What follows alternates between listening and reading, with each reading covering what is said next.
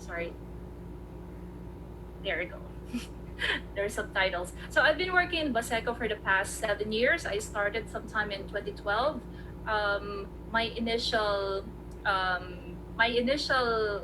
objective in doing so was to look into how people from a place that is considered as a hazard zone have decided to make it their residence, and how are they coping with this. I thought was a daily form of disaster. So for those of you who are not aware where Baseco compound is, it is actually this 52 hectares of a land in Manila.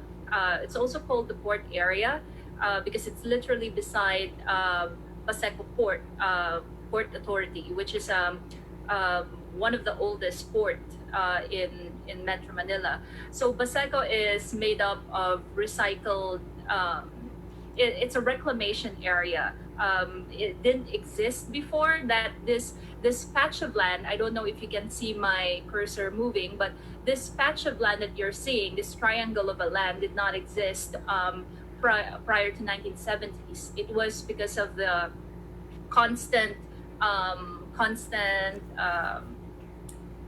constant usage of garbage, broken shells, and soil that people kept on reclaiming the water to become their home base. Right now, there's about 60 to 70,000 residents in Baseco. So we just say about because there is no formal census that could account for the very fluid population that we have in this area. People keep on coming in and then moving out. That's how this place could be described in terms of population. We have there are several blocks in this area, and Professor Mary has worked a long time in this area. And for me, I have worked along this area near Manila Bay. I'm sorry, Manila Bay. It's bordered by Manila Bay and Pasig River. So it's an estuarial community, meaning the meeting of salt water and fresh water. So because of that, it has a very interesting ecosystem as well. So anyway, this place, because it's a reclaimed land, has become very it's declared as a hazard zone because every time there's a shift in weather or shift in tidal in tides, then there would immediately be a form of flooding in the area. When I started working here, flooding was a constant. I knew for a fact that I have to bring in my boots. I have to always be on guard for flooding, and sometimes flood will not go away for like weeks. And so people have been used to that. So that being said, what were my goals in doing this project? What were my goals? What were my roles? I went there with the aim of looking into disaster, which later evolved into food security among older adults. I thought that the main issue that would really capture my attention was that of disaster. But it did, and a book was launched because of that. But I also saw that more than disaster, there is a day-to-day issue that haunts every household there, and that was food security. There is massive chronic hunger happening in the households of Baseco compound. And to think that most of the households are led by older adults, meaning people age 55 onwards, and they are led by older adults. Mostly the households are consisted just with an older adult and the grandchildren. Because the middle generation is missing. The middle generation, which are the moms and dads of those children, are working or having a different life outside of Baseco. So the children are left with the grandparents. So this kind of scenario made me very interested in how are these types of households navigating issues of food, issues of um, allocation of resources. And so my major role when I got to Baseco in 2012 was to become an ethnographer. That was just my role. And being a faculty member at the University of Santo Tomas, my another part of this role was to make sure that I mentor students to become ethnographers as well, looking into the same issues and such. And so I've gone through that kind of role for about 2 years. I was following the very classic version of objectivity. I was just looking into the variables or the context that I was exploring until I met this boy. Some of my former students would remember this.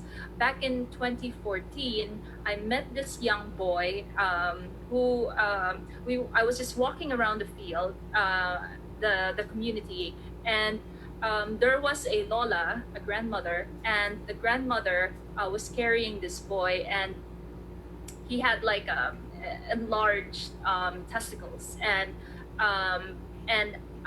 I was curious, what are they going to do about that situation? And the grandmother was saying to me that they didn't have much to go on with, and that there is not much that they can do about the situation. So they're just letting it be. The boy also had asthma. In short, the boy was plagued with a lot of health issues. And at that, it was early in the morning, and I myself at that time had a 2-year-old boy, and I was thinking, no, 1-year-old boy. I was thinking, what? I would never allow my child to go through this kind of situation. And looking at the helplessness of the grandmother, I'm thinking there must be something that I could do to change the situation. And so that, I think, was the start of me getting ethical entanglements in the field, because I was supposed to be there to objectively document culture, document day-to-day lives of these people. But at that moment, I realized that that was not going to be my role anymore, and I have to break several protocols. And so intervention became a key part of my research engagement in the community. And probably it's also the reason why it took quite a long time for me to complete that my dissertation, because it just kept on evolving from data collection to becoming more like an intervention process. And so research was there, mentoring was there, but intervention was also key in that, in my community engagement in Baseco compound. And this being said, one issue came about, and that was another layer of power struggle. So you see, when I got to Baseco, of course, there's already the power dynamics. I'm this scholar from a big university in Manila that they know of, and maybe I can bring something for them, but of course, that was not happening at that time. But now that I'm creating active intervention projects in the community, the power dynamics became stronger. From just being this regular researcher that they see going around, suddenly I'm this person who can bring about some change in the community, which was a very difficult role to keep up, and which is a role that I did not intentionally want as a researcher. But for quite some time, it was a day-to-day struggle that I had to navigate as a researcher, and at the same time as a partner for development in these communities. So the question that I was trying to answer at that time that I met this boy was, when do I stop being a stranger? When do I stop being a stranger? Just like in the abstract that I've shared with you, it comes from that classic question of powder maker asking about being a stranger, at the same time being a friend as an ethnographer. What exactly is my role here when I am considered a stranger, not really part of the community, but at the same time, I am now their friend because I care for them. I bring support for them, and I'm now the godmother of several kids in that area. Am I still a stranger? Am I now a friend? Where do I where do I position myself as a researcher? And how can I maintain my objectivity? So these were the ethical entanglements that I have faced. This photo that you're seeing is me seeing him again after 4 years. So after 4 years, because of the time that I intervened, medically intervened in his health crisis, I met him in another medical mission that I've organized with my students and with the University of Santo Tomas. And his Lola, the grandmother, came up to me and said, "Ma'am, do you remember this boy? This was the boy that you helped several years back." And I'm thinking, wow, it's been 4 years. And I've just been so very busy with my community interventions. And my research is also there, but it has become the intervention became the primary role that I was engaged with, not the research. So these were the types of dilemma that I faced working with a community. Now, as I moved along in this very in um, um, this quite multiple layered type of relationship, I began to realize that there must be better ways that I could engage with them.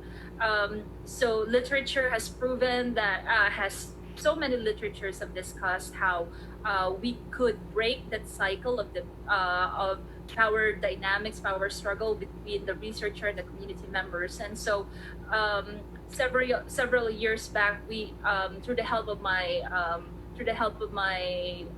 department chair, Dr. Batan, who's a sociologist, we have started engaging the community to have to narrate their own voices, um, to be more active in the retelling of their narratives. And so some of the pictures you're seeing here is from an international fellowship that Brown University organized here in the Philippines. And instead of just me telling the participants, the fellows, that okay, this is Baseco, this is what we do in Baseco, this is how they experience disaster and whatnot, we made them talk about their experiences. We made them make sense of their experiences. And this, I think, was a very empowering moment for them. This young boy that you're seeing in the photo is the son of my collaborator, Ate Marie, and his name is Michael. And I see how his view of his community is shifting. I see how his vision of the future for him and his community is shifting because of these engagements that he is having. Because at one time, I remember I was speaking about their community, and I said something that I thought was truth, because that's what I saw, that's what observed and whatnot. And then he corrected me and said, "No, actually, that thing that you saw, it wasn't that. This is what happened." And so the relationship was being reshaped as time went on in my engagement with them. From them being passive voices that I narrate in public, although that's happening right now, of course. I gave them a link to this. I don't know if they're even watching, and plus it's in English. But anyway, from being passive listeners to stories of them being told, they have become active participants in the telling of their stories. They Another thing that shifted in my relationship with them was that they became active collaborators in the data collection process. So they're not just the key informants now, they are now translators, they are now data collectors, and so they become part of our research projects. They get paid for it, they get recognized for it. I think our greatest dream as a team is to have what Professor Mary has done for her collaborators, wherein they publish together. I think I hope that we can get to that time that we could publish together. But whenever I have publication that's out for public, they I would consult with them that this is what I'm saying in this paper. Is this correct? Do you agree with it? And so in this other picture that you're seeing, standing beside me is Ate Marie, the president, and the other members of the organization. I'm holding the book on Disaster Archipelago, and I was showing to them that this is the book about Paseco. A part of it actually. It's about Paseco. These are the stories that he told me. These are the stories of our older adults that they've shared with me.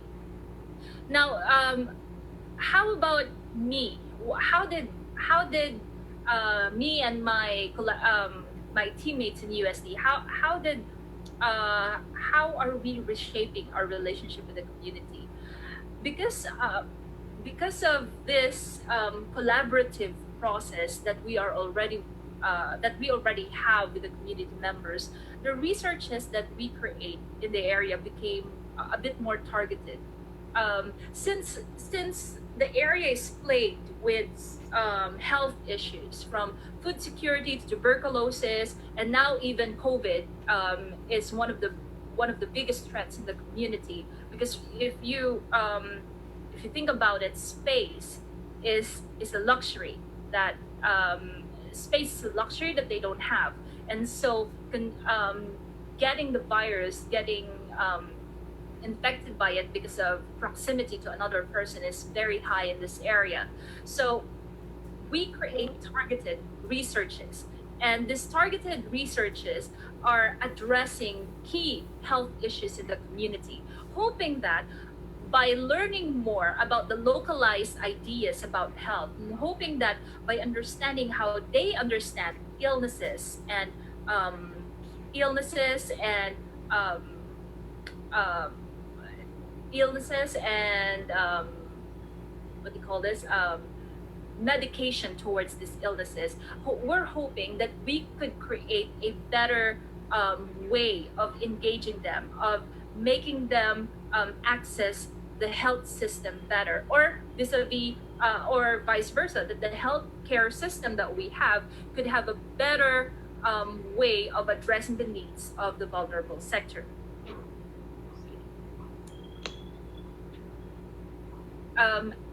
Then another part of our engagement in the community is that of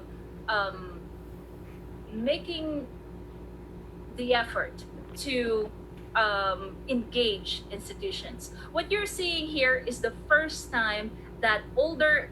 So what we have tried to help organize in Baseco compound through the help of the Simbahayan office of the University of Santo Tomas is that of creating an organization for this area in Baseco. Prof. Mary is leading is a key person for another organization in Baseco, but these women are not part of that. So we needed to create a group for them, specifically for them, for women who are older adults, women who are key players in the key economic players in their households, women who get abused and such. So these women have decided to create an organization, but they did not know how to register themselves. They did not know how to get funding. And so this is where institutions came in. And as a researcher, it became my role to bridge the connection between the community members, in this case the women, and an institution that could possibly help them financially to start their projects and to facilitate their registration, in this case through the Department of Trade and Industry. So I guess what I'm trying to say is that the role of the researcher in this context of working in heavily marginalized areas like Baseco compound is that apart from engaging with them, making them active participants of the telling of their narratives, was to also engage them with institutions that could help them achieve the goals that they've set for themselves. Now, another part that I have been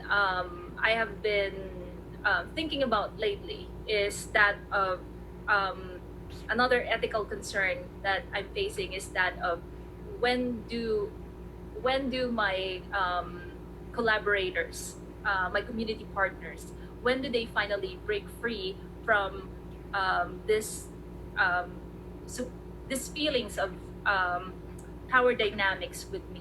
Because um, for me, it is clear that I do it every day, that I tell them we're equal, we're partners, you're my students, mentors whenever they're in the field. And they do that, they teach them. They've graduated 3 generations of sociology students from UST. And but the problem is that the way that they interact with me has still reminiscent of the power dynamics that started our relationship to begin with. Even the older adults who remain today, who are still alive today, because having worked there for 8 years, I've lost so many key informants, mostly due to hunger and related diseases.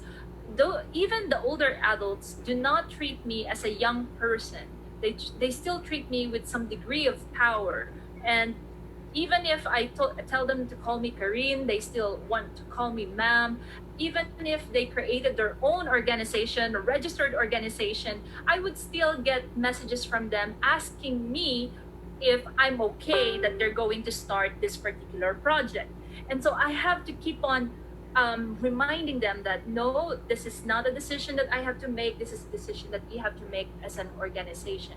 So there is that it is very important to be consistent on a day-to-day basis that I interact with them. And even now that we have COVID, we get to interact on a daily basis because of the projects that we have in the area.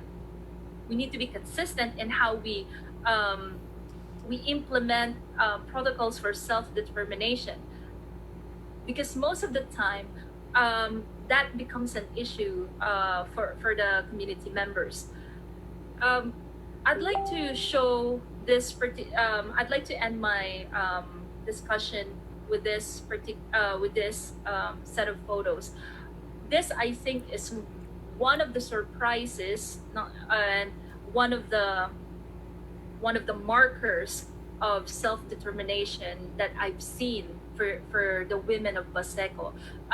The samahan ng nagkakaisang kababaihan ng Baseco is mostly consisted of older adult women who are leaders of their households.